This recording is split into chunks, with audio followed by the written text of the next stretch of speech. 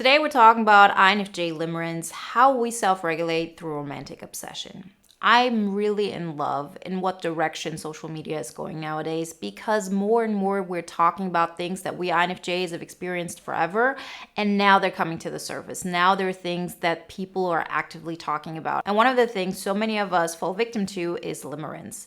And limerence is all about having a romantic fixation in your mind and sticking to something, although there isn't much evidence of it in the real world. Well, it's something we INFJs love to do. I talked about it in the breadcrumbing video as well as in the masculine-feminine balance video.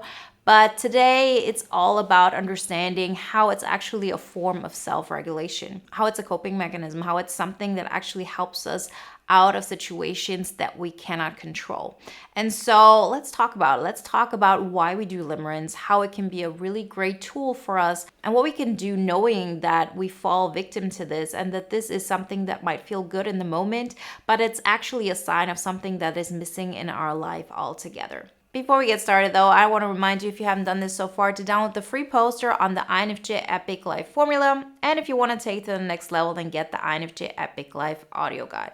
So the audio guide and the poster are based on taking steps in the real world to create your INFJ Epic Life. It is a do-it-yourself audio guide that will help you to understand the steps and to finally take action. Because believe it or not, it's only about that. As INFJs, there's nothing we need to do more than to take action towards the life we want to live. So everything you need to know, you can find in the links in the description.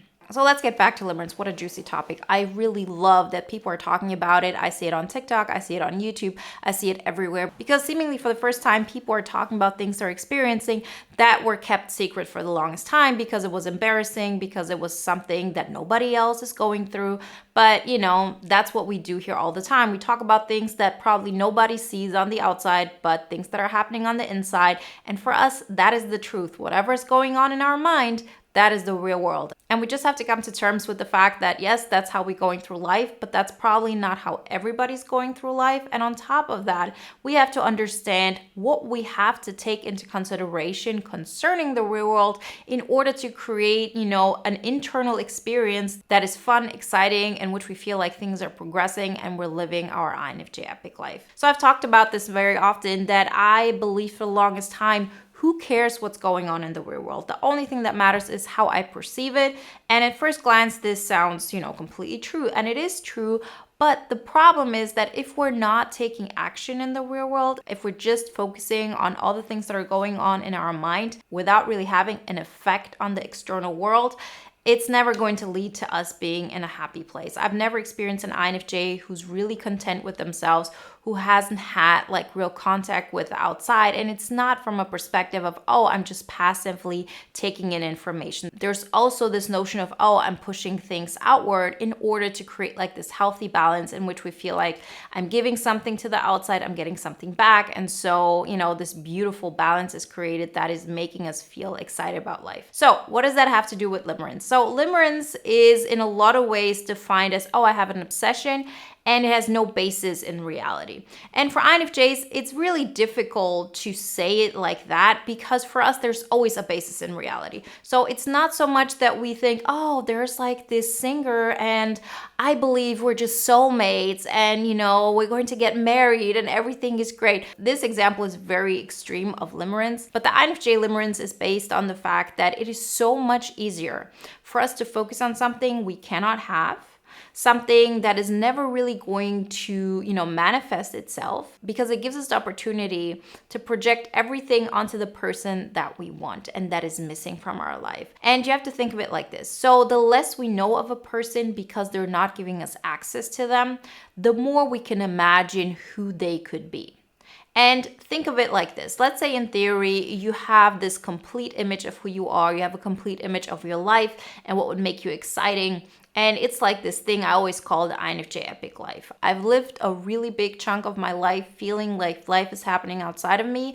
And now I'm not living like this anymore. And so I know the difference. And I know that I used to be in this limerence thing over and over and over again. And there was nobody and nothing that could convince me from the opposite.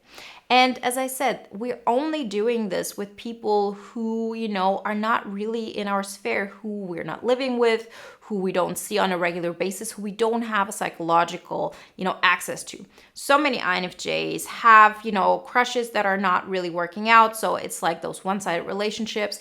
I cannot tell you how many INFJs have written me about having long distance relationships. I've definitely been one of those people. It's the perfect opportunity for limerence because you can really fill up that space with everything you want it to be. Us INFJs, we are in our head most of the time. It is what it is. And that's not a bad thing. That is where our superpower lays. This is what makes it like so exciting. But the reason why things are not working out is because we're assigning attributes to a person that they don't have. Because if they would have them, they would be in your vicinity. They would close that gap. They would be with you. They would, come closer to you, all of that. So it's a perfect opportunity for us to project everything onto that person that we would either want to be or that we would want in our lives. It's like perfectly available to us because how does our mind work? Most of the time we have an image of how we want things to be, and we're looking for signs that are telling us that this is not true. The further a person is from us, like really from I see you day to day, I see who you are in a normal conversation, the further a person is away from us in this kind of scenario, and I'm not talking about like seeing a person that you talk to maybe because they're a coworker. I mean, the further they are away from like having an intimate relationship as in like thought. So this doesn't even necessarily have to be a romantic relationship. It can also be like somebody that you feel that could be my best friend. And, I think that is a person that would just add such value to my life. And I can imagine in my head everything that I would want them to be. Another facet of limerence is seeing aspects of a person that we can adapt to. So we see that they're missing something and we become that. But in the back of our mind, we think like through that connection, we can actually live out the life we want. So it's either if a person doesn't give you a lot of information, or if we believe, okay, they're giving me enough information. It's not exactly what I want, but I can alter myself. So the combination of both of those energies will give me everything that I'm looking for. And at first sight, I'm sure if you would tell this to somebody who isn't an INFJ, who hasn't experienced, they would probably think like that person is crazy, like there's something wrong with them, like what's going on? And as I said, I'm super thankful that these topics are coming up more often, not in the context of INFJs, but if you look up limerence on TikTok, on YouTube, it's like something people talk about more and more. And so I'm really, really thankful for that. That being said, I don't believe that that's a bad thing for INFJs necessarily. And I'm going to tell you why. Because the way we learn, and I mean INFJs in particular, is the fact that we want something, we want it very badly, and we go towards it, and we do everything in our power to get it. And when I say we do everything in our power to get it, that does not mean that we step out of our norm, that we take action, that we go towards things, and we grab them. That's not what we do. What we do is we actually hollow ourselves out more in order to become everything that another person wants us to be, or that a situation is requiring, or whatever it may be. This is our superpower. And so we will continue doing this until we recognize that we're not going to get what we want in that situation. And that's when we take in new information. So think of it like this. When you go towards like winning big because you think, oh, in my mind, I know there's something I'm going to gain here. I know this is important. Like, why are people telling me, I should just stop thinking about this. This is not beneficial. Well, I know this from a theoretical standpoint, but I also know that my mind is telling me there's something there. And I need to find out what it is. I need to understand it. I need to figure it out because I know that this is part of who I'm supposed to be. And so if you look at it from like this big picture perspective, it's a really great thing because this is the information we have at hand. We know that there's something about this that is attracting us. We know that there's something that we could gain there that will make us feel more alive. It will make us more complete. And I see from situations like this, they can really get you in a lot of trouble if you really do things that are irreversible. But most of the time, it's not that way. It's actually something that will give us clarity. And so looking back at it, and all those situations in which I was in those limerence phases, I know those were the most important things I ever had to do because there's no way at that time that I would have gotten to my solutions otherwise. Hopefully, through videos like this, you don't have to go this far. Hopefully, you can stop yourself sooner.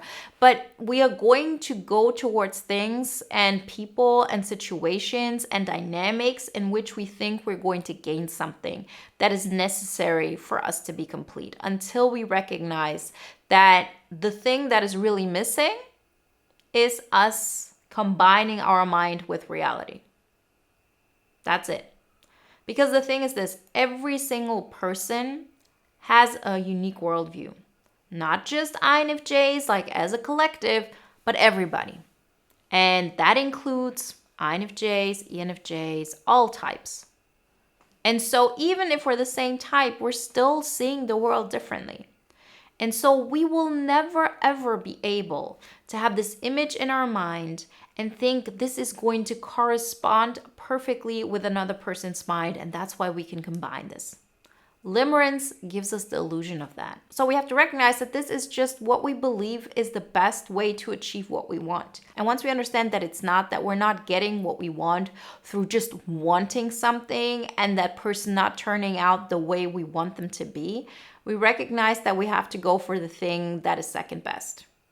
And the thing that is second best is connecting our mind with reality. And it's so imperfect, and it's such a letdown, and it's so disappointing. But at the end of the day, it's like a grieving process that allows you to finally get to a place where things are going to get excited. Because the reason why we are going through this limerence phase is because we think we can go through life without tapping into our last function, extroverted sensing. And all of us are tapping into it to some extent, of course. We're going through life, we're talking to people, we're taking a step, that's all like, taking in things from our five senses, doing things in the 3D world, it's, if we would call like our mind and our subconscious, let's say the 5-dimension world, the 3D world, the real world, right?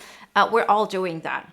But what I mean is that we say, I have ideas in my mind. I have understandings. I have a certain way I want to live out my life. And I think I'm just going to keep it hidden because it's weird, because it's misunderstood, because people are not going to get it, because we are all about the long game. We're all about who's going to win in the end, right? It's not that we're competing with other people, but we have a long-term goal in our mind. We have an image of how we want our life to be. We have an image of how we want the world to be. But at the same time, we don't want to take action on it because our ability to take action on this is not very sophisticated, at least not naturally. We can definitely get really, really good at it if we practice, but it will never ever be something that will just come natural to us without putting additional effort into it. And it will always also be that we're rather going to be in our mind and have abstract ideas. That's always going to be more us than the concrete person that we are day to day. But that does not mean that we shouldn't combine those things, because that thing will keep you away from limerence like nothing else. Because if you actually put out into the world who you are, I promise you, all those people that you've ever thought about, there's like this thought, they could like me and so on. If you would really bring out to the real world who you are with the capacity that you have right now, in your mind, that person wouldn't like you anymore. Because we're purposefully choosing people in our mind that could sort of pick us up and they could live in the real world and we could just, exist in our mind. That's what our limerence is all about. The fact that we could just stay here and not take any action in the real world and still feel complete. But it's just not the case. It's like such a great coping mechanism for us because it avoids us stepping into the real world. Because not only is it difficult for us, but on top of that, if we would really bring out who we are and what we want, it would, make people distance themselves to us. It would mean that people will find us weird. It would mean that people would probably reject us at first. But let me tell you, there's nothing more fulfilling than that. Because once you do that, once you really start taking action in the real world towards your INFJ epic life, meaning, for example, I'm going to start sharing my gifts through a healthy outlet. I'm not going to hide that I'm actually a really strong person. I'm not going to go into relationships where I feel like the reason why we have this close relationship is because I'm fixing that person, because I'm helping them. This is us really shying away from tapping into our own potential. The relationships in our life should really come from a place of win-win. And we're using all of our strength in order to give more to others, thinking that that will help us to continue to stay in our mind. Because if people really need us because of the person we could be for them, the way we could fill the holes in their life, they would just take us on their ride, right? Through their life, through their experience. And, in our mind, very often this makes sense until we recognize, no, at some point, like if you go really, really far down that rabbit hole, you would recognize that you would just have to give up such essential parts of yourself that is even a bigger pain than you stepping out into creating your own world. And the moment you start going on that trajectory, it's all fine. Like you don't even need to have, created that. It actually makes you human in that moment. It gives you a completely new outlook on life. And limerence will always sort of be there, but it's not going to be something that gets you off track. Because most of the time, if we get to those phases where limerence is really, an unhealthy thing, we're sort of in this waiting mode, as in, oh, that person should just pick me and then my life could finally start, right? If you feel this way, if you felt this way, know that this is a great sign of, okay, thank you for that information. Apparently, I'm having wrong informations about reality right now because I resist to accept one crucial part. And that crucial part is that, yes, I might be really great with, being able to tap into other people's subjective, views of reality. Yes, I could understand people really well. Yes, I'm very empathetic. I have great visions and I'm really steadfast when it comes to my convictions. Like I'm not going to let go of them. This is my superpower. What is one of my powers that isn't so strong is like really taking action in the real world on this. So I'm not taking action because other people want something from me, but because I want something, because I want to conquer my world in the real world. And the more we tap into this, the more we recognize that limerence was really a coping mechanism, that it just allowed us to project what we're missing onto one person, because guess what, as INFJs, we don't want to have thousands of people in our closed, psychological space. So we want one person. And that one person, if it could be that one person that gives us everything we're looking for, of course, I'm going to get hooked on that.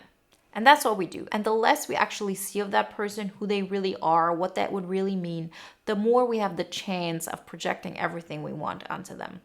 And so the moment you say, I have to start creating my own life, you actually become human. Because then you also start seeing the other person as human. You start to see them not only what's going on in their mind and that you think you could just connect like that, but that you recognize we all have a very unique experience of life. And there's this space that is just mine. And although I would want people to be in that space, I'm the one who, decides what kind of space and what kind of atmosphere I need. And then it's just a question of who I can add to that, and people will decide for themselves how close they can be, to me. But I'm not giving up what I want and who I am and where I'm going.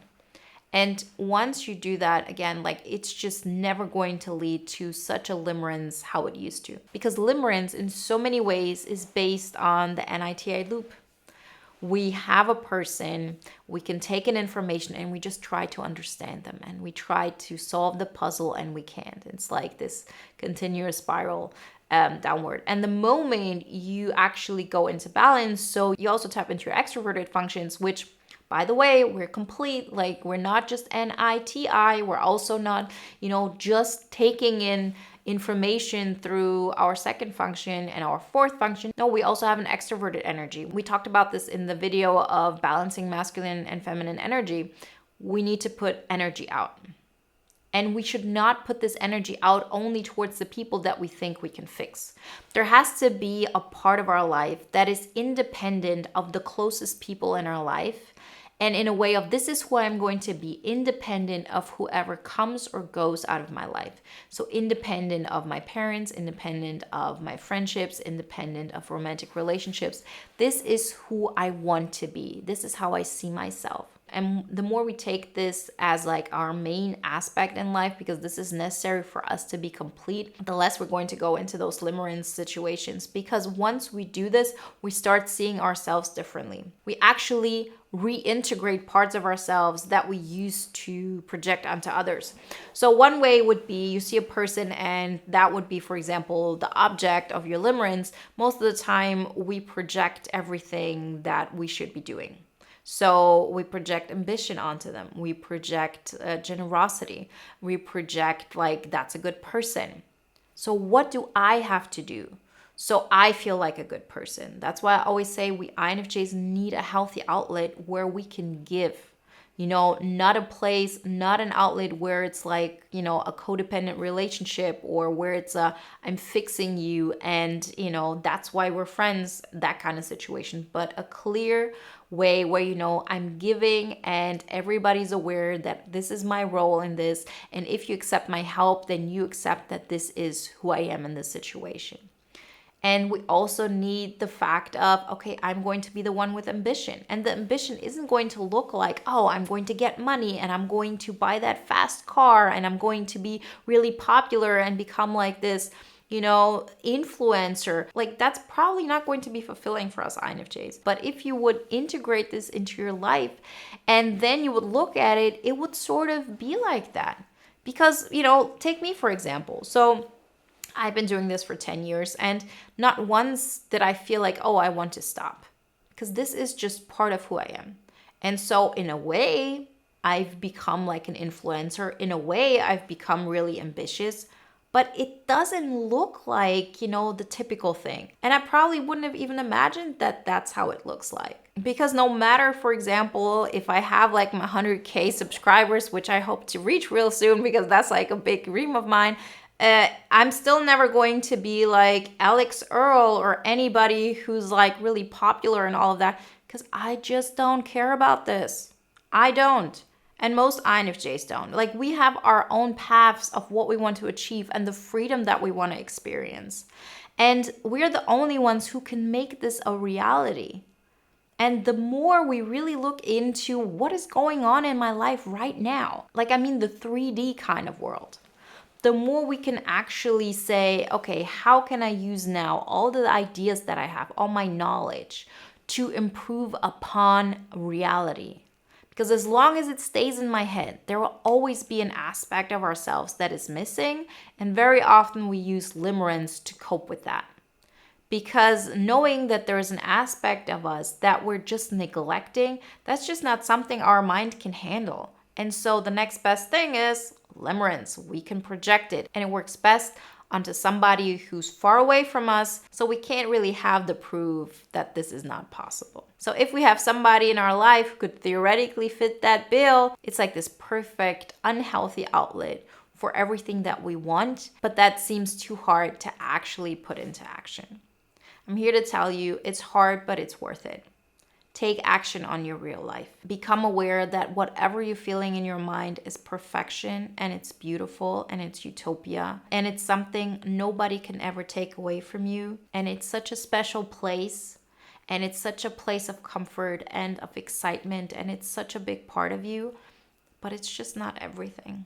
And if you want to connect with the world, if you want to connect with people, which we all need, then we have to do it through, bringing who we are to the outside and not hiding it because it's weird or uncomfortable or triggering. It is who we are. And the truth is, you're beautiful, you're special, you're smart, you're incredible, all of those things. But you have to believe it and bring it out, knowing that although people are not going to get it at first, it will make sense at some point.